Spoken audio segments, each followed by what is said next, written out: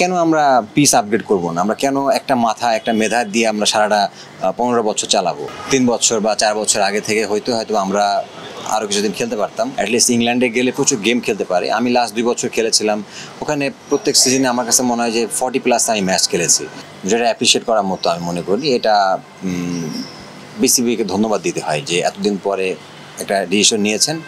কারণ দেখেন, মডার্ন ক্রিকেটের সব কিছু চেঞ্জ হচ্ছে। আপনি বিদেশি কোচ নিয়ে আসছেন, আপনি বিদেশি অ্যানালাইজ নিয়ে আসছেন, বিকজ হচ্ছে সব কিছু আপগ্রেড করার জন্য। তো কেন আমরা পিস আপগ্রেড করব না? আমরা কেন একটা মাথা একটা মেধা দিয়ে আমরা সারাটা 15 বছর চালাবো? সেইখানে ডিফারেন্ট আপনার যখন মেধা এসে কাজ করবে, ডেফিনেটলি আমাদের ওইখান থেকে আমরা ভালো মানে ইনপুটটা পাবো।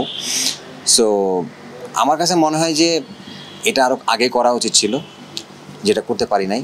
এখন যেটা করেছে এটা এই জন্য বোর্ডকে অ্যাপ্রিসিয়েট করতে হয়। আপনারা দীর্ঘদিন আসলে আন্দোলন করেছেন, সেই আন্দোলনের ফসলই বোধ হয় এনসিএল এর টি-20-র একটা নির্দিষ্ট ক্যালেন্ডার। মানে এন্ড অফ দ্য ডে যখন ভাবেন যে আপনারা হয়তো বেনিফিট হয়নি, কিন্তু পরবর্তী জেনারেশনটা বেনিফিট হবে, ভালো লাগে নিশ্চয়ই এটা কাজ করে।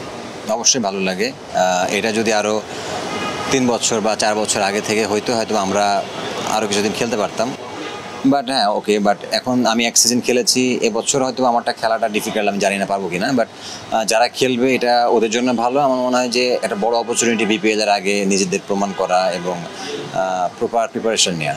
এখন অনেক ক্রিকেটারই আমরা দেখি যে বিদেশমুখী, বিশেষ করে আমাদের এই যে স্লটটা, এই স্লটে লম্বা একটা সময় ফাঁকা থাকে। অনেকে ইংল্যান্ডের লিগে খেলে, অনেকে আমেরিকার লিগে খেলে। মানে এই বিষয়টাকে আসলে আপনি কীভাবে দেখেন?